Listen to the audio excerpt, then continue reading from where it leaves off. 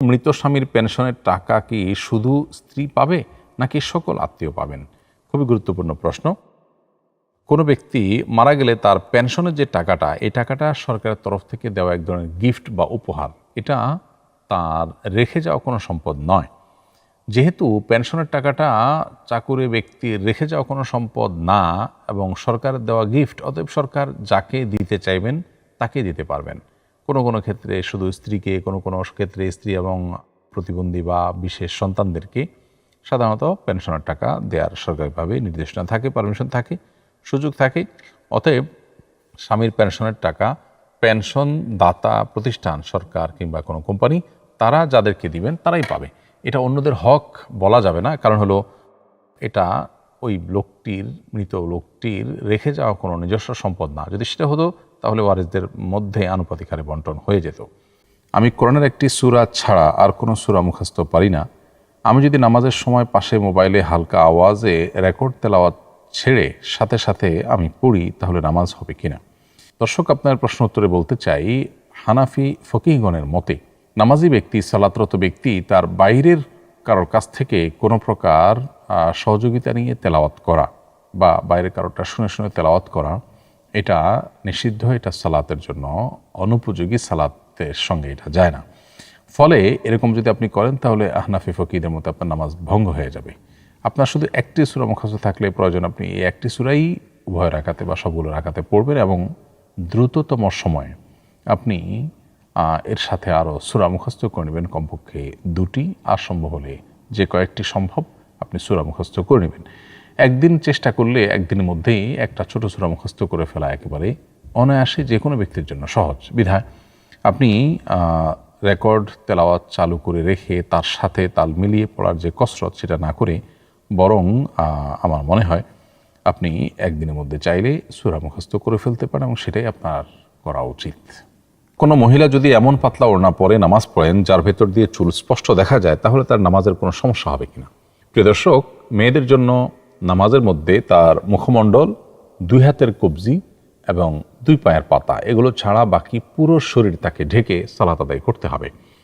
এই পুরো শরীর ঢাকার মধ্যে মাথার চুলও কিন্তু অন্তর্ভুক্ত। অতএব মাথার চুলও কিন্তু ঢেকেই নারীদেরকে সালাত আদায় করতে হবে।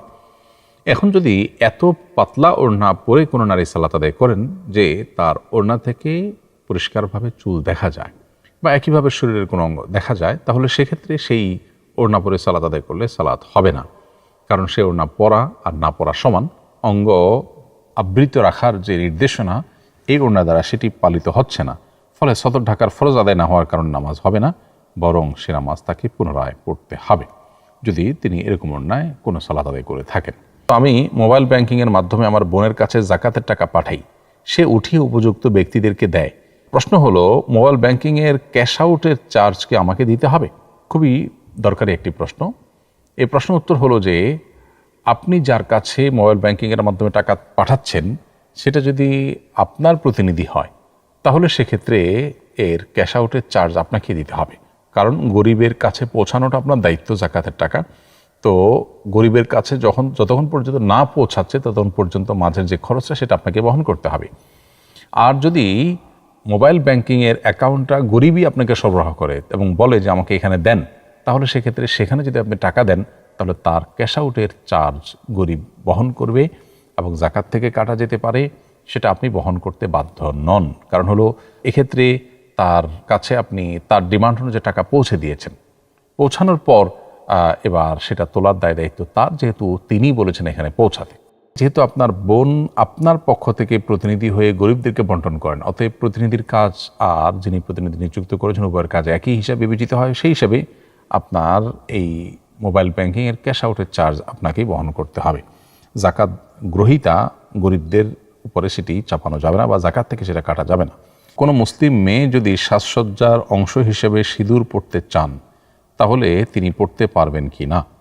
উত্তর হলো যে, কোনোভাবেই কোনো মুসলিম নারী তিনি সাজসজ্জার অংশ হিসেবে হলেও সিঁদুর পরা জায়েজ হবে না, বরং এটি যদি তিনি লাগান এবং সিঁদুর যদি অঙ্কন করেন তার কপালে, তাহলে কুফরির সমূহ আশঙ্কা আছে।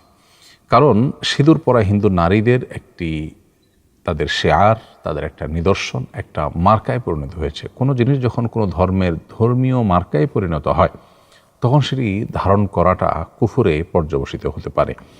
তো এই জন্য অন্তত এটি হারাম হবে সেটি সন্দেহাতীতভাবে বলা যায়। সৌন্দর্যের অংশ হিসেবেও আমরা অন্য ধর্মাবলম্বীদের ধর্মীয় যে সিম্বল আছে সেটা